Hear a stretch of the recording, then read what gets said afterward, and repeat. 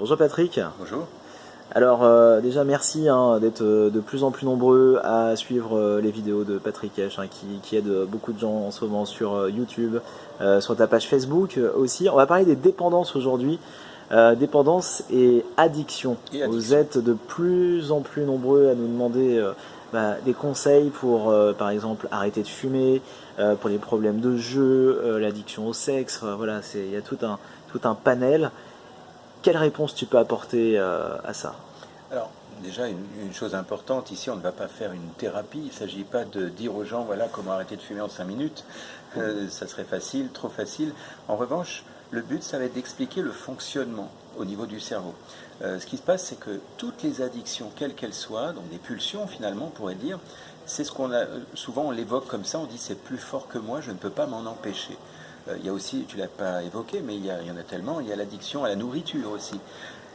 Imaginons par exemple une personne qui est addicte, entre guillemets, au chocolat, à la nourriture, des compulsions, des fringales, et qui fait que cette personne aimerait vraiment arrêter. Alors je dis ça, mais ça peut être valable aussi pour la cigarette ou toute autre chose, même l'alcool.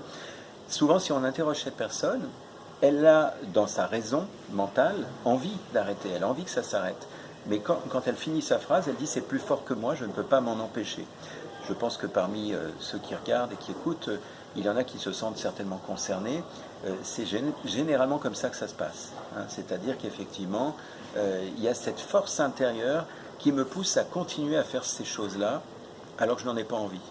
Voilà. Donc, c'est pas une thérapie que je vais donner là, c'est pas une séance de thérapie, mais c'est plus une compréhension, on va dire, une conscience de ce qui est. Le message à faire passer, c'est que tout ce que vous recherchez à l'extérieur, que ce soit dans la nourriture en excès, que ce soit dans l'alcool, le tabac, la drogue, le sexe, tout ce qu'on a dit tout à l'heure, toutes ces choses que je vais chercher à l'extérieur, il y a quelque chose d'essentiel à retenir, c'est que tout ça en réalité est déjà en moi-même. En fait, ce que je vais chercher à l'extérieur, ce sont des clés, entre guillemets, pour être bien, pour me sentir à l'aise, pour me détendre, pour, par exemple, lutter contre le stress, l'ennui, etc.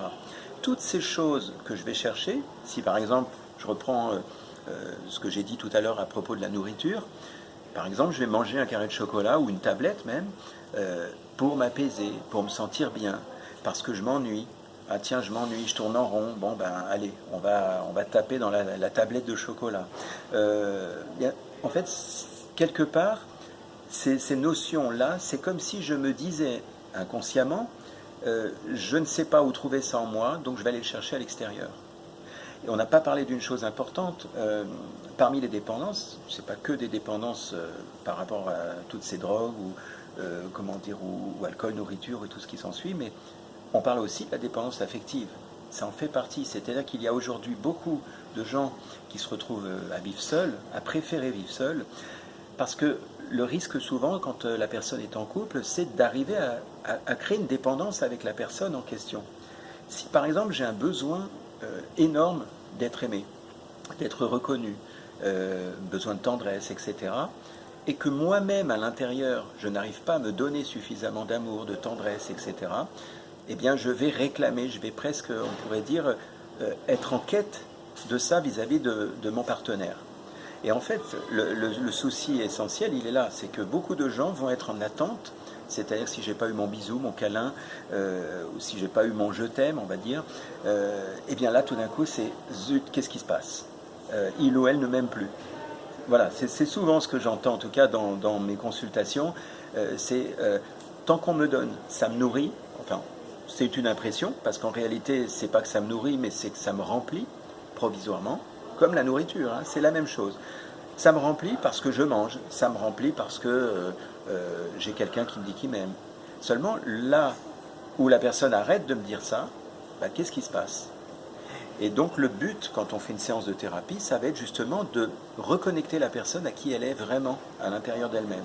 C'est-à-dire la connecter à ses ressources, la connecter à, par exemple, si je mange du chocolat pour me détendre, ou pour lutter contre le stress ou l'ennui, l'objectif dans la séance, ça va être de connecter la personne à la capacité à se détendre, à la capacité à se retrouver, à se sentir sereine, même s'il ne se passe rien.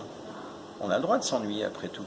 Mais seulement, quand les gens s'ennuient et qu'ils veulent j'allais dire, passer à autre chose, parce que j'en ai marre de m'ennuyer, eh bien, quelque part, au lieu d'aller chercher en eux des ressources, un peu, j'allais dire, comme ferait l'enfant qui devient créatif, qui commence à chantonner, à regarder les nuages, à essayer de jouer à quelque chose. Tu vois l'idée? Ben là, c'est comme si je prenais un raccourci avec les choses extérieures. Je vais manger, ça va aller mieux. Tu vois un petit peu le principe. Ouais. Alors, en fait, tout ça, ça s'adresse vraiment à toutes ces personnes qui sont vraiment dans la dépendance en général, dans les compulsions. Bien entendu, je répète, je me répète encore une fois, ce n'est pas une séance que je suis en train de faire là, c'est plutôt une prise de conscience. Et rien que cette prise de conscience peut vraiment changer beaucoup de choses au niveau de la compréhension intérieure. Ouais, quelque chose qui est terrible hein, quand on essaye de sortir de la dépendance, c'est la rechute. Est-ce que voilà, tu pourrais donner des conseils bien sûr, ce n'est pas une thérapie, mais donner quelques clés qui permettent au moment où on rechute de dire aux gens qui nous regardent, vous pouvez garder la tête haute et continuer à vous battre. Alors, oui, bien sûr, on peut l'imaginer, ça. Maintenant, c'est vrai qu'en séance, quand on fait des thérapies brèves, comme l'hypnose, comme le coaching, enfin, le coaching, c'est pas une thérapie. Tout ce que tu fais, quoi. Voilà, tout ce que je pratique. Le but, justement, c'est de s'arranger pour qu'il n'y ait pas de rechute, ni compensation. C'est important de le dire. Donc, on va vraiment travailler à la source, à la racine. C'est-à-dire que là, on ne va pas être en train de lutter, d'avoir la tête haute, de lutter, comme tu dis. Ça, c'est souvent ce qui se passe lorsque je résiste, lorsque je prends sur moi, je force. On a vu des gens qui disent, oui, moi, je suis fort, je vais essayer tout seul d'arrêter de fumer, je vais me raisonner. C'est bien. Maintenant, c'est bien pour combien de temps? L'objectif dans une thérapie brève, ça va être de travailler à la racine pour que la personne ne soit plus justement dans cette lutte intérieure. Et là, il n'y a aucune rechute possible, ni compensation, puisqu'on rééquilibre la personne avec sa connexion intérieure. Et lorsqu'on est connecté à notre source intérieure, j'allais dire même à nos ressources intérieures, eh bien quelque part il n'y a plus de déséquilibre, puisque en tant qu'être humain on est censé être dans cet équilibre, de façon naturelle.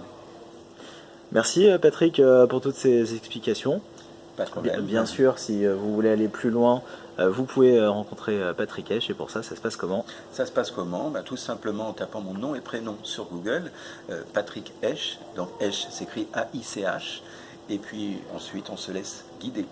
Merci Patrick. Je t'en prie. Et à très vite pour de nouvelles vidéos. Avec plaisir.